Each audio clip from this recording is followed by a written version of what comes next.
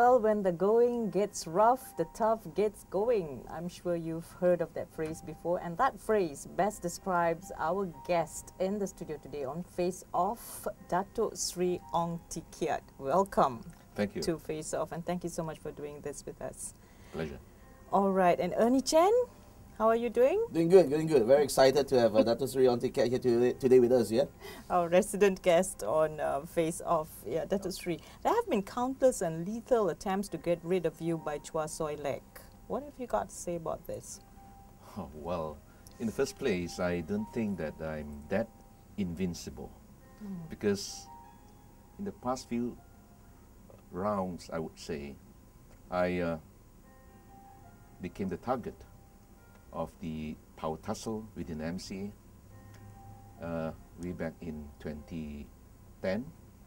And that was a year when I was unseated as the president of the party, and followed by my exit from the cabinet. And of course, all this, we understand that is the prerogative of the party president in influencing the PM. You're obviously a very big threat to Dr. Chua Soi Lek, because if not, it would not be seen as taking so much action to ensure that you will never ever make a political comeback. Well, I think the recent episode is I was dropped from the list of candidates. So he wants you politically dead? Well, I wouldn't know. But of course, it's unfair for me to draw any conclusion just based on why are you such the a three threat? episodes. Yeah. Yes, why are you such a threat to Chua Soi Lek?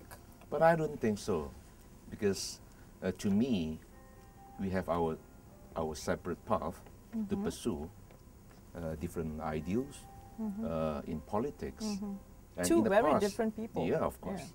Yeah. And hardly we cross our path in the past. So are you going to be contesting in the next general election? There's a lot of people wanting to ask this question since you've been dropped to contest this last GE, right? Yep. As an independent, with the opposition, all kinds of allegations. And the manner of which Dato Seri Ong Keat was dropped, we'll come to it later. Yep. But Sure. first, Yep. yes, please answer. Are you contesting Ernie's. in this next general election? General election or party election?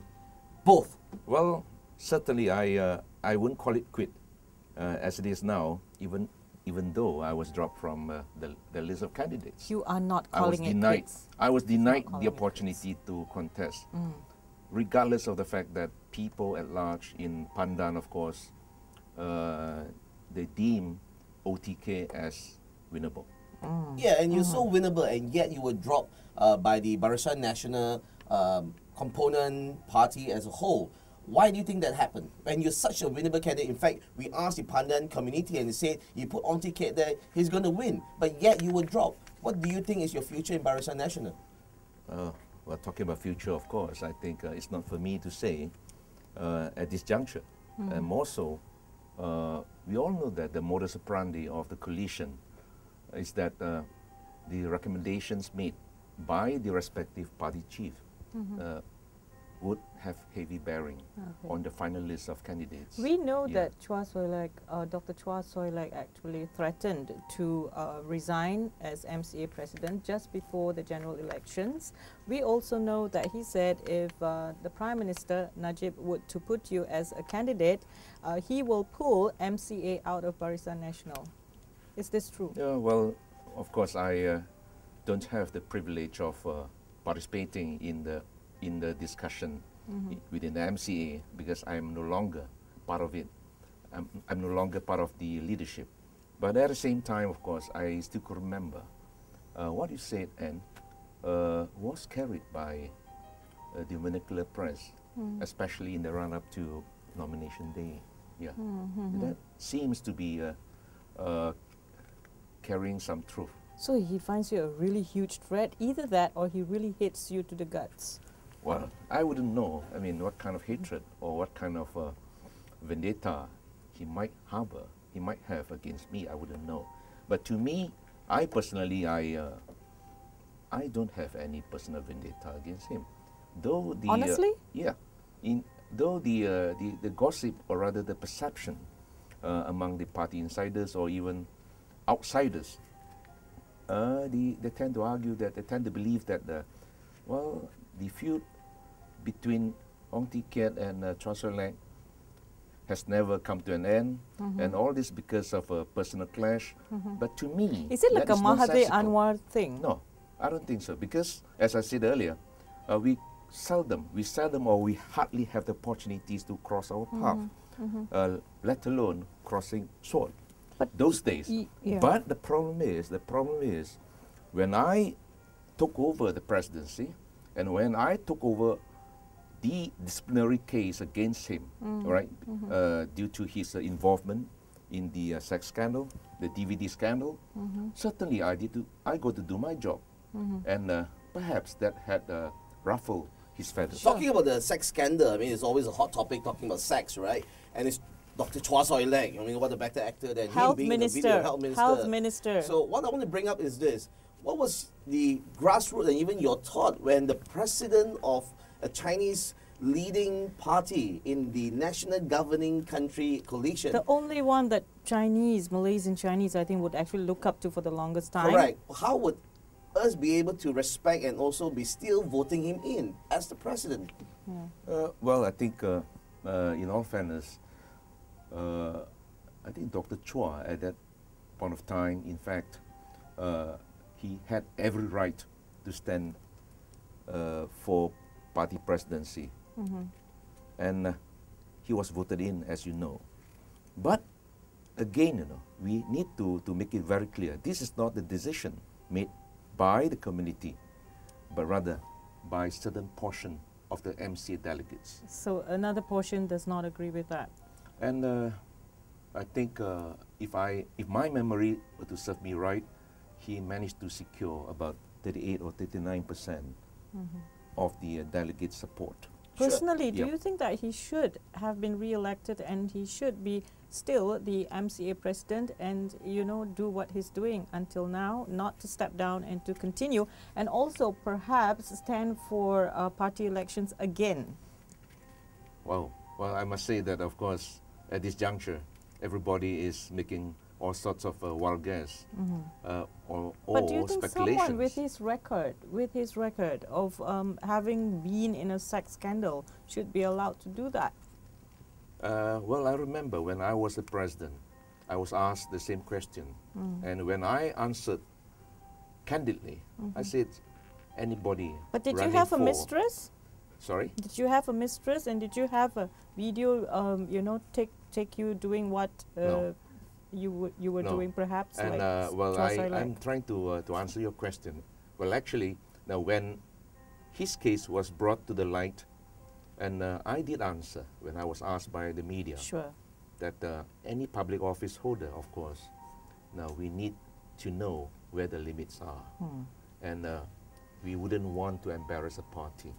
Do you think he has changed his habits or is still practicing this sex activities as the party president still?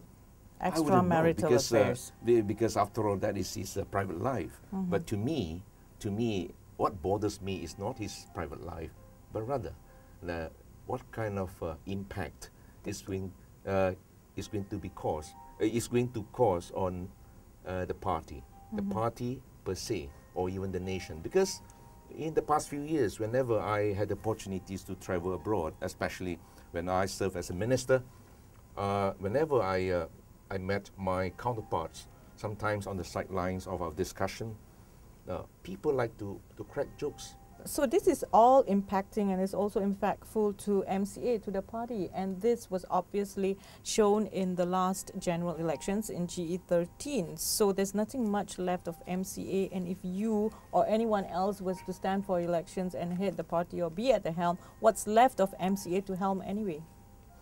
Well, of course, I think the grassroots, by and large, of course, they are yearning for changes within the party. But again, the grassroots, I'm referring to the members at large. Many of them, they don't have the voting rights, because the voting rights are still held by the delegates. The delegates, well, in total, that comes to about 2,400 plus. Yeah. Yes. And whoever controls the delegates, then he's going to win the seat.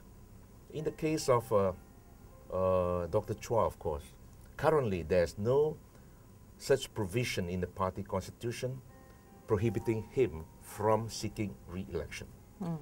You were very, very vocal. In fact, you were the champion of the PKFC scandal. And I would believe a lot of people say to today, you have taken a lot of heat because of raising a lot of concerns on the PKFC. In fact, many have said that was the cause of your downfall. And today, nothing has happened. The PKFZ is totally silent. What do you have to say about that after all the pain that you have gone through? After all the whistleblowing. And it has gone to almost nothing. Well, of course, on one hand, when I still serve as the MP after my exit from cabinet in 2010, I still raise the question, the PKFZ link question in Parliament. But unfortunately, all my questions were thrown out because of sub judice consideration.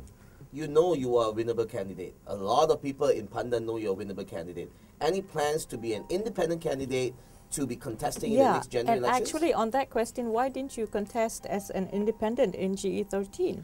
Well, of course, we need to assess the situation, especially now when there's a split in votes. Now, knowing very well that in Malaysia, we have yet to have sufficient room now for the third force. We must acknowledge that. Because currently people are still talking about bipartisan politics, bi-coalition politics. And even at that material time, I could see very clearly that practically there was very little room or no room at all for the third force. And people might be asking, as an independent candidate, even if you were to win, could you dispense with any fund allocations? People are still asking that question. They are not that concerned about the kind of role you are going to play.